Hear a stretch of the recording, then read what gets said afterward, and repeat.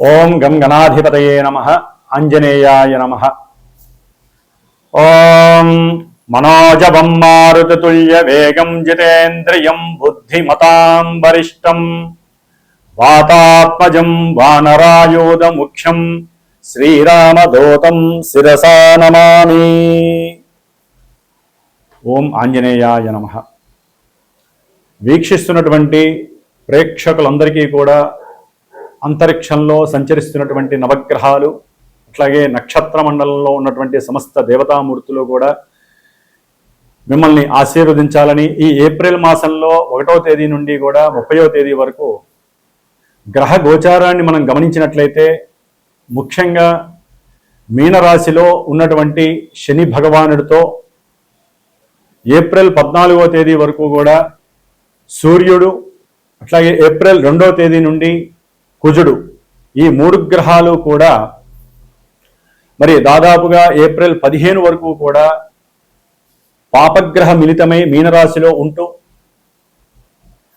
ఎంతో మంది కొంతమంది రాశులకి ఈ యొక్క 3 గ్రహాల యొక్క యుతి మహాదోషప్రదంగా కనిపించేటటువంటి అవకాశం ఉంటోంది. అలాగే విద్య, వివాహము, అట్లాగే సత్సంతానము, వ్యాపారము, కోర్టుకి సంబంధించినటువంటి లావాదేవీలు, ఉన్నతమైనటువంటి విద్య, శారీరక ఆరోగ్యము, ఆర్థికపరమైనటువంటి సమస్యలు, ఇట్లా మానవ జీవితంలో నిత్యము ముడిపడి ఉన్నటువంటి ప్రతి ఈవెంటు కూడా ఆ వ్యక్తి యొక్క జననకాల సమయాన్ని బట్టి, అతను పుట్టినటువంటి ప్రదేశాన్ని బట్టి, తేదీని బట్టి లగ్నము, అట్లాగే నడుస్తున్నటువంటి ఇప్పుడు దశలు, అంతర్దశల వారీగా మాత్రమే మనకి గోచారంలో అక్కడ గ్రహస్థితి ఇక్కడ ప్రస్ఫుటమై గోచారంలో వారి యొక్క మానసిక స్థితిని చూపించేటటువంటి చంద్రగ్రహ రాశి నుంచి ఏ రాశుల వారికి ఏ గ్రహాలు ఏ స్థానాల్లో ఉండి ఏ రకమైనటువంటి ఇబ్బందులని అలాగే శుభాలని కలుగజేస్తాయి.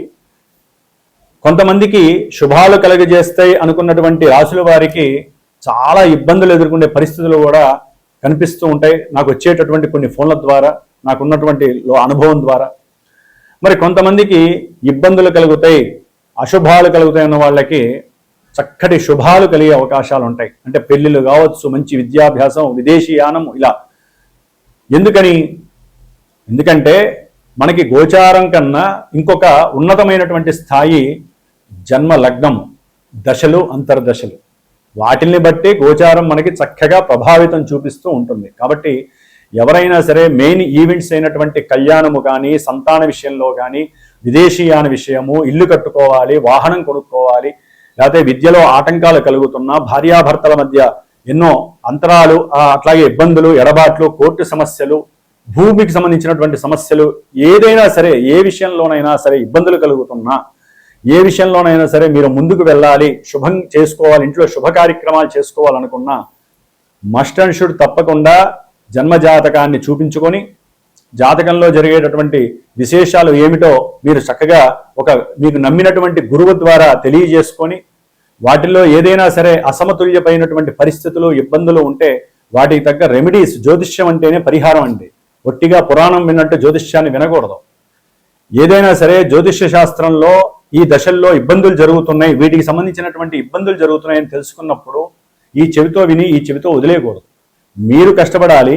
మాలాంటి బ్రాహ్మణోత్తముల ద్వారా, పురోహితాదుల ద్వారా మంత్రపూర్వకంగా దేవతల్ని యంత్రపూర్వకంగా, తంత్రపూర్వకంగా ఆరాధిస్తూ ఆ యొక్క అంతరిక్షం నుంచి వచ్చేటటువంటి నెగిటివ్ వేస్ని తీసేసి మనం సృష్టించుకున్నటువంటి ఈ యొక్క కాలంలో మనకున్నటువంటి ఋషులు ఇచ్చినటువంటి మంత్రప్రయోగం ద్వారా ఎన్నో అభీష్టాలను నెరవేర్చుకునే శక్తి మనం చేసుకోవాలి. కాబట్టి మరి ఈ ఏప్రిల్ మాసంలో మేషాదిగా మీనరాశి పర్యంతం గ్రహాల యొక్క, నవగ్రహాల యొక్క స్థితిగతులు ఏమిటి, అవి ఏ రాశుల వారికి ఏ రకమైనటువంటి ఫలితాలను ఇస్తాయో మరి ఉన్నంతలో సూక్ష్మంగా, స్థూలంగా తెలుసుకునేటటువంటి ప్రయత్నం చేద్దాం. ప్రతి ఒక్కరూ కూడా ఈ నెలలో ఏప్రిల్ 2వ తేదీ నుండి మే 10వ తేదీ వరకు మీనరాశిలో సంచరించేటటువంటి కుజుడు, శని మహాపాపగ్రహాలు ప్రపంచానికి విపత్తిని, ప్రకృతిని పాడు చేసేటటువంటి వినాశకరమైనటువంటి ఇబ్బందుల్ని, ప్రకృతి లోపల భూమి మీద బతుకుతున్నటువంటి ప్రతి జీవరాశిని, అందులో మనం ఉన్నాము బుద్ధి కలిగినటువంటి వాళ్ళం, మరి మనకి కూడా ఎన్నో సమస్యలను కలుగజేసేటటువంటి పరిస్థితి ప్రకృతి ఇవ్వబోతోంది. కాబట్టి ప్రతి ఒక్కరూ తప్పకుండా శ్రీరామ రక్షా స్తోత్రాన్ని చదవండి. రోజు కుజుడికి శనికి సంబంధించిన స్తోత్రాన్ని నిత్యము కూడా చక్కగా 70 సార్లు, శనికైతే గనక 190 సార్లు చదవండి. వారి ఇరువురికి ఈ 2 పాపగ్రహాలని అణచివేసేటటువంటి శక్తి ఒక్క హనుమంతుల వారికి ఉంది దేవతామూర్తిగా. కాబట్టి హనుమాన్ చాలీసా రోజుకి 11 సార్లు చదవండి. కొంతమంది రాశులు ఎవరైతే ఉన్నారో వారందరికీ కూడా దోషాలు తొలగిపోతాయి. అట్లాగే ముఖ్యంగా శ్రీమాత జ్యోతిషాలయ పీఠంలో, మా పీఠంలో ఈ 41 రోజులు ఏప్రిల్ 2వ తేదీ నుండి మే 11వ తేదీ వరకు కూడా ఈ కుజశనులకి ఇద్దరికీ కూడా జపాలని ఆచరిస్తూ దేవతామూర్తి అయినటువంటి హనుమంతుల వారికి చక్కగా మంజుసూక్త జప పారాయణ చేస్తూ, రోజు వారికి సంబంధించిన హనుమాన్ చాలీసా పారాయణ చేస్తూ, నిత్య అర్చన చేస్తూ, చివరిలో హనుమత్ జయంతి మే 12వ తేదీన పవన సూక్తంతో, మృత్యుంజయ మంత్రంతో పాశుపత రుద్ర హోమాన్ని చేస్తూ, హనుమంతుడి యొక్క సహస్రనామ హోమము, సీతారామచంద్రుల వారి యొక్క అష్టోత్తర నామాలతో హోమము ఆచరిస్తున్నాను మే 12వ తారీఖున. కాబట్టి సమస్యలు ఉన్నటువంటి వారు తప్పకుండా పీఠానికి సంప్రదించి దానికి సంబంధించినటువంటి పూజలో మీ యొక్క కుటుంబం తరపున కూడా మీరు కూడా పార్టిసిపేట్ చేసే అవకాశం తీసుకోండి.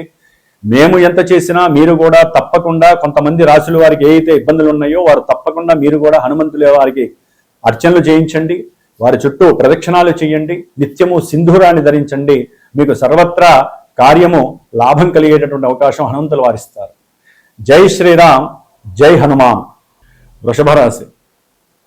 వృషభ రాశి వారికి ఏప్రిల్ మాసంలో లాభస్థానంలో ఉన్నటువంటి శనితో ఈ కుజ భగవానుడు కలవటము, సూర్య భగవానుడు కూడా ఈ నెల 14వ తేదీ వరకు కూడా లాభస్థానంలో మీనరాశిలో ఈ 3 గ్రహాలు సంచరించటము, 11వ తేదీ నుండి కూడా బుధుడు, వ్యాపార గ్రహమైనటువంటి బుధుడు కూడా లాభస్థానంలో ఈ 3 గ్రహాలతో కలవటము, 15వ తారీఖు వరకు కూడా వృషభ రాశి వారికి అనుకున్నటువంటి విషయాలలో, ముఖ్యంగా ఆరోగ్య విషయంలో కానీ, మాతృ సంబంధిత ఏదైనా గృహములు, భూములు వారికి తిరిగి రావటము, ఎవరైనా రియల్ ఎస్టేట్ కానీ కొన్నటువంటి ఎవరైతే భూములపైన కానీ, గృహాలపైన కానీ, ఒక అపార్ట్మెంట్లపైన కానీ కాస్త ధనాన్ని పెట్టుబడిగా పెట్టారో వారికి చక్కటి లాభపరమైనటువంటి విషయాలు చెవుల్లో వినటము, దానివలన వీరికి ఇంట్లో గృహపరమైనటువంటి ఆనందము సౌఖ్యముతో పాటుగా విపరీతమైనటువంటి ధనార్జన, అనుకున్న ప్రతి కార్యక్రమంలో కూడా విశేషమైనటువంటి సౌలభ్యం కలుగుతోంది. వ్యాపారస్తులకైతే కనుక దండిగా వ్యాపారము కలగటము, ఏదైనా అగ్రిమెంట్లు కనుక చేసుకోవాలి అనుకుంటే దానికి సంబంధించినటువంటి విషయాలలో తొందరగా పనులు ముందుకు వెళ్ళడానికి అవకాశం ఉంటుంది. కాకపోతే శనితో కలిసిన ఈ 3 గ్రహాల వలన గవర్నమెంట్ ద్వారా అయినా లేటు కావచ్చు, లేకపోతే అన్నదమ్ముల వలన కావచ్చు, లేకపోతే సంఘంలో మరి ఎంతోమంది ఉద్యోగస్తుల ద్వారా కావచ్చు, అంటే మీరు అనుకున్న కార్యక్రమాలు రిజిస్ట్రేషన్స్ కానీ ఏదైనా సంతకాలకు సంబంధించిన విషయాలలో శని వలన ఆలస్యం అవుతాయి, కానీ పని జరగటం మాత్రం తప్పనిసరిగా జరుగుతుంది. వృషభ రాశి వారికి అన్నదమ్ముల మధ్య చక్కటి సౌఖ్యకరమైనటువంటి వ్యాపార భాష సందర్భానుచితంగా చక్కగా సంభాషించుకునేటటువంటి పరిస్థితి, వ్యాపారంలో భాగస్వాముల మధ్య కానీ లేకపోతే భార్యాభర్తల మధ్య అనుకూలమైనటువంటి వాతావరణం కానీ ఏర్పడబోతోంది. చేసేటటువంటి ప్రయాణాలలో, ఉన్నతమైనటువంటి విద్యకి సంబంధించినటువంటి విషయాలలో చక్కటి అవగాహన ఏర్పడి దానికి సంబంధించినటువంటి ఎగ్జామ్స్ కూడా తృప్తిగా రాసి వారికి అనుకూలమైనటువంటి ఉన్నత విదేశీయాన యోగము కలగడానికి వీసాలు కానీ పాస్పోర్ట్స్ కానీ వృషభ రాశి వారికి రావడానికి అవకాశాలు మెండుగా ఉన్నాయి. ఎందుకంటే ద్వితీయంలో ఉన్నటువంటి గురువు సర్వదా లాభాన్ని, కుటుంబ సౌఖ్యాన్ని, మంచి వాక్కుని, అట్లాగే కోరిన కోరికలు సఫలీకృతం చేయడానికి గురుడు అనుకూలిస్తుంటే 12లో 19వ తారీఖు ఏప్రిల్ 19వ తారీఖు వరకు కూడా ద్వాదశ భావంలో ఉన్నటువంటి శుక్రుడు అన్ని విధాల సౌఖ్యాన్ని, ఈ నెలాఖరు వరకు కూడా జన్మరాశిలోకి వచ్చినటువంటి శుక్రుడు విశేషమైనటువంటి ధన సంపదలతో పాటుగా మీరు మాట్లాడింది ఏదైనా సరే మీకు అనుకూలంగా ఉండటము, అట్లాగే భార్యాభర్తల మధ్య కాస్త చక్కటి అవినాభావన సంబంధము ఈ నెల రోజులు కలగడానికి అవకాశం ఉంటుంది.